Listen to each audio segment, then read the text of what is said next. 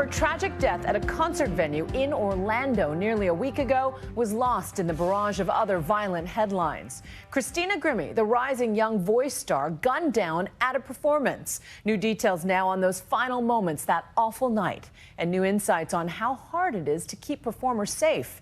Here's ABC's Mara Schiavocampo.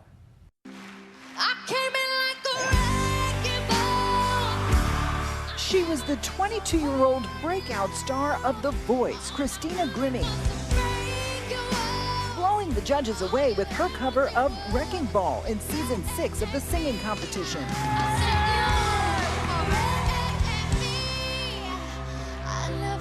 That is the moment where you realize that this person can be a huge star. She came in third, and her career that started as a teen on YouTube seemed to be taking off. But it all came to a tragic end early last Friday night when she was gunned down after a concert. It's going to be 2 patients, the female patient and the shooter. Grimmie was opening for the band Before You Exit in Orlando, Florida, posting a call out on social media before the show. Please come to the show if you live near Orlando, Florida. It ended at 10 p.m. Afterwards, some fans got an up-close meet and greet with the star. These photos capturing those moments. But then 3 gunshots went off. Pop, pop, pop, pop. I was traumatized. I didn't know what was going on. I was in shock. I didn't know what to do. A man in the crowd shot the singer at point-blank range. Grimmie's brother, Mark, who often appeared with her on YouTube, tackled the gunman, who then shot and killed himself in the struggle. Her brother's a hero for saving and stopping him, for not hurting anyone else. Grimmie was rushed to the hospital, but died from her injuries the next morning.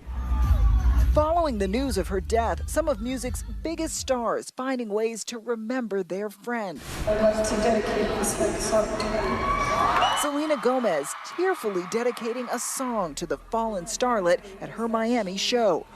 And Justin Bieber also getting emotional on stage in Winnipeg. Adam Levine offering to pay for Grimmie's funeral. Authorities later identified the shooter as 27-year-old Kevin Loibl from St. Petersburg, Florida. What our detectives are doing right now is they're going through the suspect's cell phone and computer to see if they could find a motive for this crime. The suspect had 2 handguns on his person. He had 2 additional loaded magazines for those handguns and a large hunting knife. His motive is still a mystery. What we do know is that, according to police, he drove about 120 miles from his home in St. Petersburg to her concert in Orlando. The suspect in this case is not from Orlando. The suspect traveled to Orlando, apparently to commit this crime, and then had plans to travel back to where he came from. Typically, people who travel a long distance, in this case armed, may well have some sort of fantasy in their head relationship with the person that they ultimately end up killing, a love relationship with the person that doesn't exist. This note posted on the killer's front door by his family, offering their deepest sorrow for their son's actions. She loved this town, she loved this state, she loved singing, she loved the Lord, and she loved me.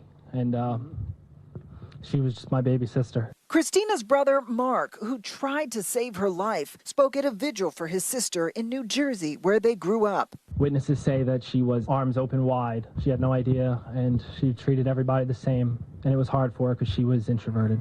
It was social media that helped prep the shy teenager for stardom and allowed the young singer to connect with fans all over the world.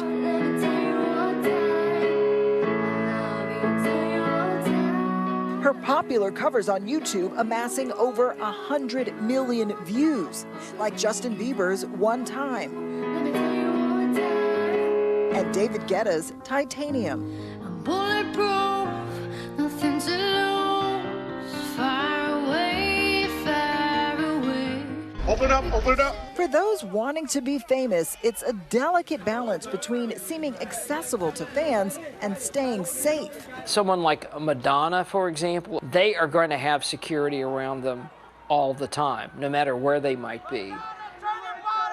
As you go down the tier of people less famous, make less money, chances are they may have no security.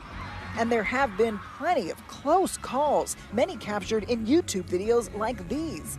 Adam Levine, Christina's mentor, accosted on stage by a zealous fan who tried to hug him.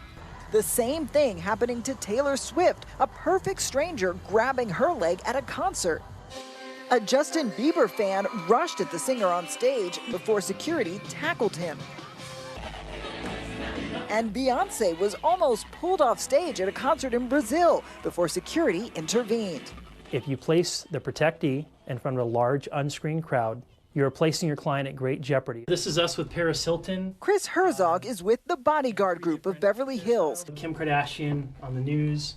A company that's protected celebrity royalty for almost 50 years. John Voight from the set of Anaconda. The protective bubble says that no one that you have not screened for a weapon gets close enough to your client to draw a weapon and shoot and murder your client. He says all the celebrities he works with must agree to follow his protocols without exception. The celebrities hate the bubble because they like to control everything, and when you're controlling their movements and who gets access to the bubble, it irks them to a point, but they usually respect the bubble enough to stay within it, at least the clients that we accept. Look at that.